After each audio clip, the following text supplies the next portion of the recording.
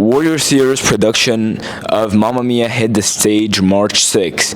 The cast spent a month and a half building connections and rehearsing. I think it's important for people to come to see Mamma Mia or any show at Warrior Theater just because it creates community and bonds between everybody at Westside. It's a possibility you could get a sweet treat. We had ice cream at Mamma Mia. You know, who knows what we might get next year.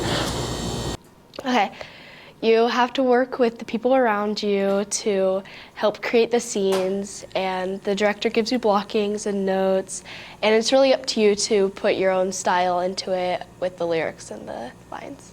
I decided to audition for Mamma Mia just because I enjoyed Newsies a lot because of the directors, Mr. Wooden and Mr. Stahl, and I also enjoyed the time I spent with a lot of friends and making new friends.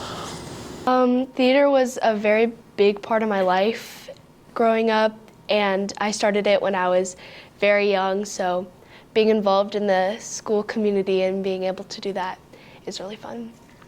To prepare, I would go over lines on my own, just rehearsing it and trying it in different ways, like a tonation or maybe like adding a pause every now and then. I'd go over choreo on my own or with my partner, and that was about all I did outside. The most challenging part in preparing for Mamma Mia was probably the amount of time that it took to get ready. I'd have to go through a whole process getting my hair done, and that was the whole thing. I have to thank the cast and the crew specifically. Hannah Lycos went through a lot to get my hair the way it was and to get it to stay that way.